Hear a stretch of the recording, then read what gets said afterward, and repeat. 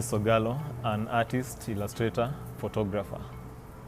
I present to you the second 100 Days of Watercolor. The first one I did in 2019, still in Lavalate. This time I'm doing an exhibition tour of my watercolor pieces based on Afro-Renaissance, where we are using art to change the African narrative, and more specifically, the history function, where we look through history to get inspiration to make artworks and to bring positive images of the African past to the present. My 100 Days of Watercolors is a challenge I took upon myself to not only learn the medium, but also to present African art in a new light. Sogalo is a creative.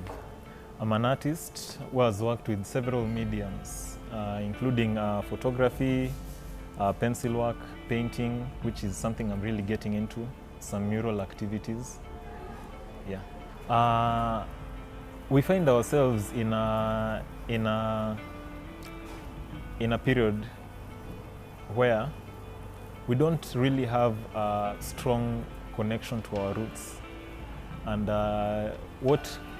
what makes most of the millennial art is people's current lives, mostly what goes on around them, what is the most important thing or the most popular thing at the moment, but it's more current.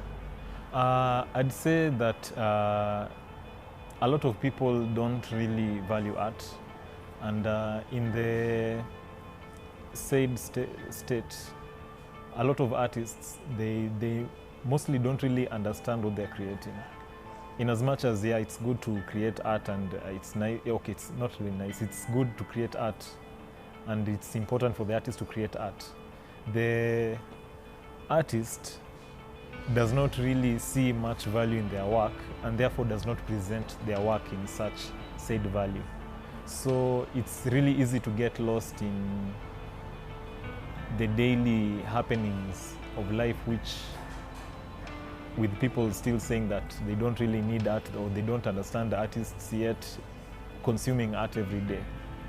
Yeah, so I'd say the local artist does not really is not aware of their value, and also of the opportunities that being an artist offers.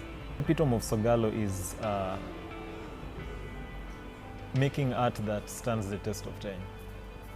And not only that, but also impacts people in a wide sense. For example, we see the hieroglyphs from various ancient sites. They are artworks that people still try to decipher up to today, but they were made by artists. So you see, this, like, they stood the test of time, like thousands of years. Yeah. The epitome of Kenyan art is if Kenyan artists would put Kenya to the world. They put a pin on the location. Yeah, to have a taste of what Kenyan art is, and also, in as much as there's that, they should also define themselves as the Kenyan artists and create themselves as such. But the artist should have a global outlook for that to be possible. Because there are some artists, they create art, and the art is really true to them, but they may find a lot of people locally they don't understand. For example, we did the book Afro-Renaissance together with fellow artist native Nairobi. And most of the people I know, they don't understand the book, so I can't bring them to part with the book. Yeah. I'm a brand, and I'd come to you and I'd say, I'm giving you this chance for you to be a popular artist, and maybe it's a privilege to work with my brand. You may see the opportunity more as a favor than a collaboration. But if you knew that you're offering something and they are offering something, now it becomes a partnership. And if it's directly related to the value of your work, that's when you can now know what you're picking from the partnership. For example, you can have an awesome design, and you don't have the infrastructure. If you go to like a designing company and you tell them, okay, I have this, help me design this and we can make money out of this, that's a partnership. But if a said company comes and says, guys, I need a new artwork for my wall. Please submit your artworks so that I can offer you the money I should have paid for one artwork. Yeah, you see, that's different. Explore yourself. Whatever art tries to do is tries to offer a map into what your interpretation is, and through your interpretation you understand how you think.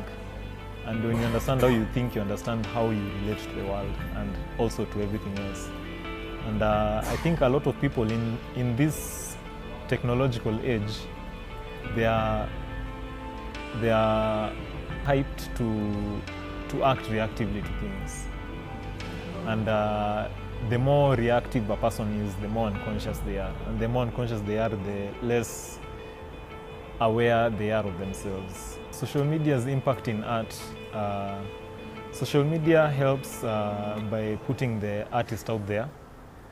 It's an international platform where the artist can have their artwork seen by even millions of people.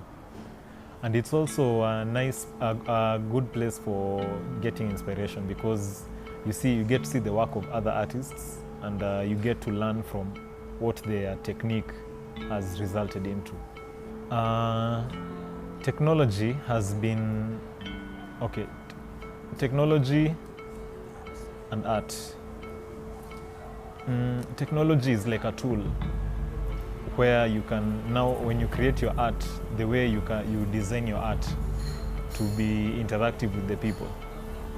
For example, what was like in 500 years ago just able to be put on canvas is now possible to project it on a building. And these various forms gives options to how an artist expresses his or her art. So they also present the art in different ways for people to see and experience. My name is Sogalo, one of the faces of Millennial Art.